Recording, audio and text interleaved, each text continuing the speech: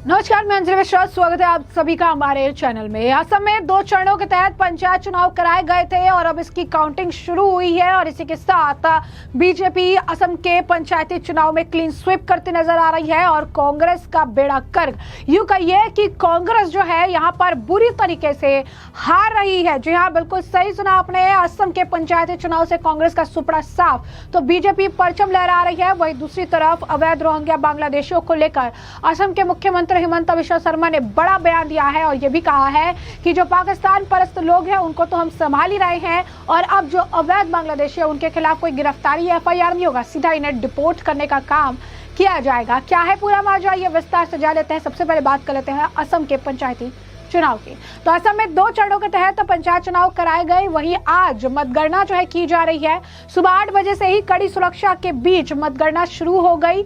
बता दें कि परिसीमन के बाद पहली बार असम के 27 जिलों में 2 चरणों के तहत मतदान हुआ और इसके बाद अब बीजेपी के लिए जो आंकड़े सामने आ रहे हैं, ये आंकड़े काफी ज्यादा चौंकाने वाले हैं। सबसे अव्वल नंबर पर बीजेपी चल रही है और सबसे आखिरी नंबर पर जो है कांग्रेस दिख रही है। कांग्रेस का हाल काफी ज्यादा बेहाल है। अगर हम आपको डिस्ट्रिक्ट काउंसिल के हिसाब से बताएं तो बीजेपी 52, एजीपी 10, कांग्रेस 5 और एआईयूडीएफ 0 पर है। वही पंचायती लेवल की अगर हम बात करें तो बीजेपी के पास 351 का आंकड़ा है, एजीपी के पास है 41 का आंकड़ा है और कांग्रेस के पास 35 है और एआईयूडीएफ के पास 5 है। यानी बीजेपी असम में बढ़िया जबरदस्त तरीके से जो है क्लीन स्वीप करती नजर आ रही है और ये अपने आप में बहुत बड़ी जीत देखने के लिए मिल रही है।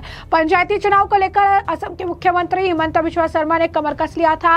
लगातार लोगों से संवाद कर रहे थे, बीजेपी को सपोर्ट करने और यहां पर बीजेपी को जितवाने की बात कर रहे थे। अब ऐसा ही देखने के लिए मिला है, जहां पर बीजेपी परचम लहरा रही है तो कांग्रेस का सुपड़ा साफ नजर आ रहा है। फिर मैं आपको आंकड़ा बताऊंगी। डिस्ट्रिक्ट काउंसिल लेवल पर बीजेपी 52, एजेपी 10, कांग्रेस 5 और एआईयूडीएफ का आंकड़ा 0 है। वही पंचायती लेवल पर बीजेपी के पास 351 है, एजीपी के पास 41, कांग्रेस के पास 35 और एआईयूडीएफ के पास महज 5 है। तो आपको बता दें कि पहली बार असम के 27 जिलों के 2 चरणों के तहत मतदान हुआ। असम में कुल 21,920 ग्राम पंचायत की सीटें हैं और असम में पंचायत चुनाव के पहले चरण के तहत 70.2% मतदान हुआ। वही पहले चरण के मतदान के बाद 44% मतदान केंद्र में पूर्ण वर्तमान कराया गया।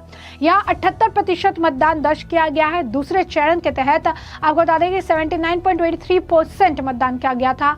अब वोटों की जो है गिनती देखने के लिए मिली। जो काउंटिंग है वो आज चालू रहा है। इस दौरान कुछ लोग जो है उनसे मीडिया ने बातचीत की तो उन्होंने कहा कि जिस तरीके का रुझान है, जब पूरे रिजल्ट आ जाएंगे, क्योंकि काउंटिंग कल तक चलने वाली है, उन्होंने कहा कि जब पूरे रिजल्ट आ जाएंगे तो इसमें साफ तौर पर बीजेपी जीत दर्ज करती नजर आएगी। क्या कुछ कह रहे हैं लोग? हम पूरा तैयार हैं। एक्चुअली कामरूप डिस्ट्रिक्ट में 3 लोकेशन में यहाँ काउंटिंग अभी होने जा रहा है। एक तो रंगिया में है जहाँ 4 जिला परिषद समष्टि का काउंटिंग होगा और यहाँ अमीनगांव डिस्ट्रिक्ट ऑफिस में ही 8 जिला परिषद समष्टि का काउंटिंग यहाँ हो रहा है और simultaneously DK girls college Mirza में 12 जिला परिषद समष्टि का अभी काउंटिंग होने जा रहा है। टोटल 24 जिला परिषद समष्टि का काउंटिंग होगा। तो अभी 8 बजे से शुरू हुआ है।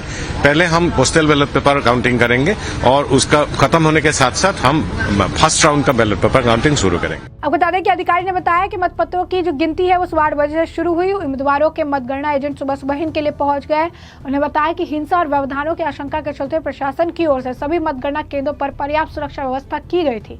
इसके अलावा उन्होंने कहा कि हजारों सीट पर चुनाव हुए हैं, हम गिनती जल्द से जल्द पूरी करने की कोशिश करेंगे। हालांकि हमारा मानना है कि वो कल तक का खींच सकते हैं, यानी कल तक ये मामला चलने वाला है। बता दें कि असम में कुल 21,920 ग्राम पंचायत सीटें हैं। इनमें से 10,883 सीटें महिलाओं के लिए आरक्षित है और अंचालित परिषद की 2,192 सीटें हैं। जिला परिषद की 397 सीट के लिए चुनाव किए गए हैं। वही संचालित परिषद में महिलाओं के लिए 1,124 और जिला परिषद में 199 सीटें सुरक्षित है। इसके अलावा 1,249 सीटों पर विरोध जो है फैसला हुआ है, जिनमें जिला परिषद की 21 और अंचालित परिषद की 151 और ग्राम पंचायत की 1,117 सीटें शामिल है।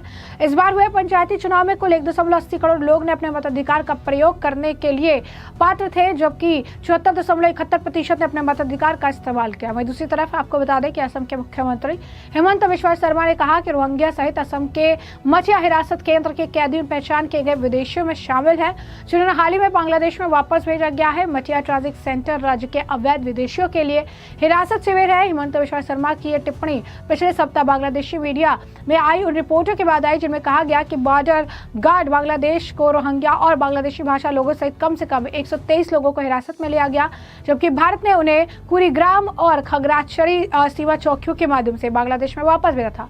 शर्मा ने मीडिया से बातचीत में कहा कि भारत सरकार द्वारा देश भर पर विदेशी नागरिकों को शामिल करने वाला ऑपरेशन था, जिसमें असम भी एक हितधारक था।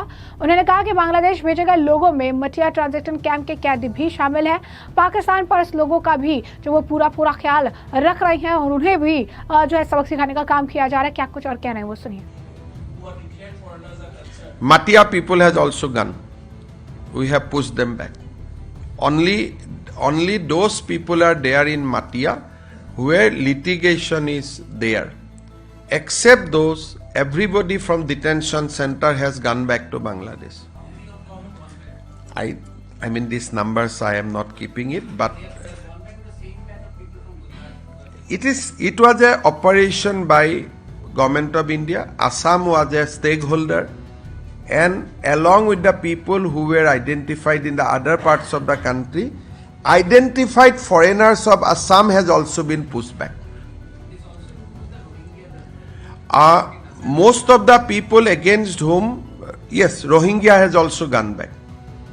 So jiman Bangladeshi amar asile aru declared foreigners no appeal pending ba kese kora nai khali ami rakhi thoisilu. So Matia is almost free now. 30-40 people are left.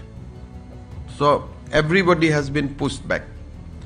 But our pushback is a daily affair because now we have created a system. Zero line we interested. We convince BDR, look, they are about to cross, you stop them. So this system has now been institutionalized.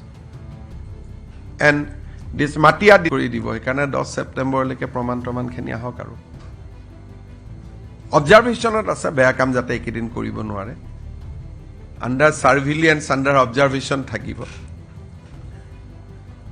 গতিকে বাকি পাকিস্তান প্ৰেমীটো সকলোকে আমি handle কৰিয়ে লওঁ। এইবিলাক ফুটিত লিখে ইহঁতে যি পাব লাগে পাই আছে আৰু অসমত নহব, কিন্তু এটাই ৰৌ বৰালি হাতত পৰা নাই আৰু সেইটোৱে।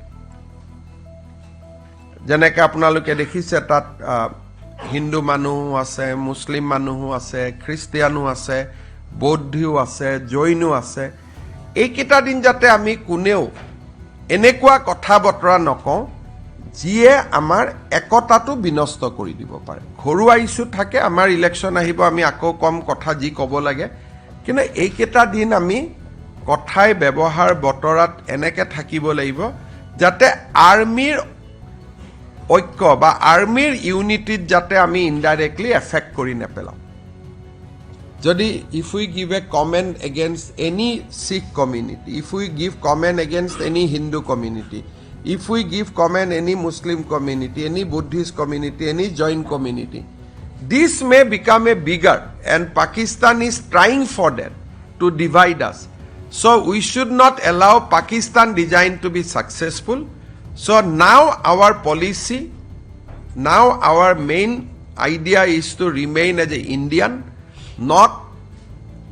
This is not the time to invoke our religious identity. This is not the time to invoke our ethnic identity. It is not the time to invoke our regional identity. This is the time to invoke identity as Indian. And I think this is the most important thing, and we should do that. This is the most critical period in our history, and we should support our Prime Minister. We should support our armed forces, and we can do that if we do not indulge in certain things which will break our unity, break our command. So we should not do anything. We should firmly remain as India. जैसे कि आपने उनका बयान सुना, साथ ही साथ असम के मुख्यमंत्री कहते नजर आए कि घुसपैठियों को औपचारिक रूप से गिरफ्तार नहीं अब किया जाएगा। कोई गिरफ्तारी नहीं, कोई एफआईआर नहीं, कोई कोर्ट का सकस नहीं देखने के लिए मिलेगा। घुसपैठियों को अब कोई कानूनी छूट भी नहीं मिलेगी। अदालतों में सालों लग जाते हैं और असम सरकार को सेकंड लगेगा उन्हें पहचानो और उन्हें डिपोर्ट करो। कोई जो है आपको बता दें कि कोई जो ड्रामा है अब देखने के लिए नहीं मिलेगा। तो ऐसे में हमने आपको जो पूरा मामला है विस्तार से बताया। असम के मुख्यमंत्री का बयान भी चाहिए आपने सुन लिया है। और अब इस पूरे मामले पर अब आपकी भी जो राय हो हम कमेंट सेक्शन में कमेंट करके जरूर से जरूर साझा करिएगा। धन्यवाद।